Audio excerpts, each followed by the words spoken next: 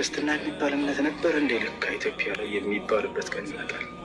እናንተ ተሳደቡ፣ እኛ እናሰልማለን። ወዳጃችን እንደሰማችሁት ምን እያለን ነው? እንደው ኢትዮጵያ ውስጥ ክርስቲያን የሚባል ነገር ነበረ የሚባልበት ጊዜ ይመጣል አለ። ያው እናንተ ተሳደቡ እኛ እናሰልማለን በሚለው ማለት ነው። ተሳደቡ የሚለው ይቆየን፣ የምንሳደብበት ምንም ምክንያት ስለሌለ አንሳደብም። ግን አሁን ያልከው ነገር በፍጹም በጭራሽ ሊሆን የማይችል ግን የድፍረት አደገኛ የድፍረት ንግግር የተናገርከው።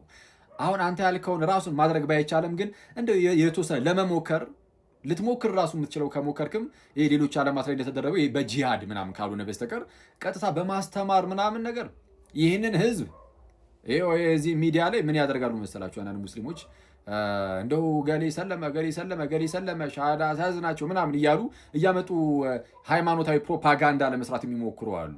እሱን አሳያቸዋለሁ። ነገ ወይ ከነገ ወዲያ ቪዲዮ እሰራበታለሁ። ማለት ከክርስትና ወደ እስልምና ሳይሆን እዛው ራሳቸው ሲጀመር ሙስሊም የነበሩ እዛ ራሳቸውን ደግሞ ክርስቲያን አስመሰለው ወደ እስልምና እንዲሄዱ እያስመሰሉ የሚሰሩት ነገር አለ።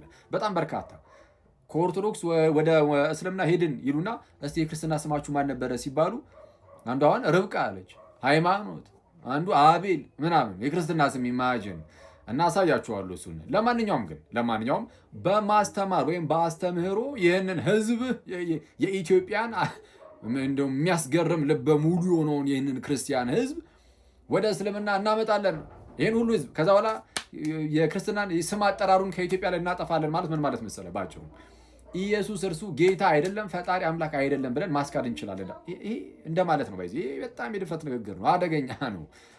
የቀላል መስሎ ነው የታየ ማይ ብራዘር፣ ወይስ እንደው ለፕሮፓጋንዳ ያለ አይደለም? ኢየሱስን አንስተ ይቅርና ቅድስት ድንግልን አንስተ ድንግል ማርያም እኮ ማምላክ አይደለችም ወላዲት አምላክ አይደለችም ብትለው ዞር በል የሚል ማለት እርግጥ ነው ነገረ ክርስቶስ አለው አሁን የተናገርኩት ውስጥ የወላዲት አምላክ የሚለው ውስጥ ግን በቃ የእመቤታችንን ስም ራሱ አንስተ ማለት ነው። እሱን ማስካድ አትችልም። አይደለም ቀጥታ ኢየሱስ እየተነሳና ማለት ነው።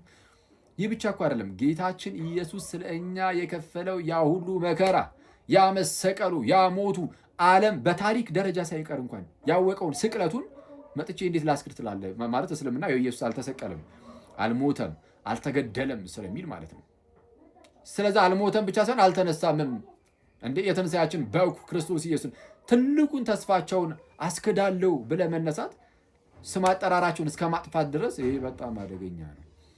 ይሄ ቀላል በጣም ከባድ ነው። ይህ ብቻ አይደለም። በነገራችን ሌሎች አስተምህሮቶች እንዳሉ ሆነው እስልምና ላይ ብንመጣ ለምሳሌ መሐመድን እንዴ የሆነ ሰዓት ላይ ብቅ ብሎ በቃ ነብይ ነኝ ብሎ የመጣን አንድ ግለሰብ ነብይ ነው ብለ ተቀበል ብለ እንደማስገደድ ማለት ነው። ይሄ ቀላል አይደለም እኮ ባይዚ። ለማንኛውም ግን አስተምህሮ ላይ እንደዚህ ማድረግ እችላለሁ ካልክ በዚህ ደረጃ እንደው የድፍረት ንግግር መናገር የምትችል ከሆነ የውይይት ጥሪ ላቅርብ። እንግዲህ አሁን የውይይት ላይ እንኳን አሁን ላይ ያን ያህል አይደለም።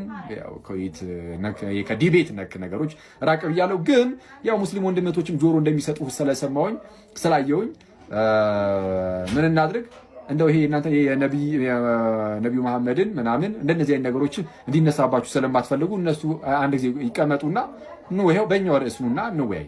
ኢየሱስ ጌታ ወይም አምላክ ወይም ፈጣሪ ነው ወይስ አይደለም በሚለው እኔ እናንተ ብንወያይ ወዳጅ።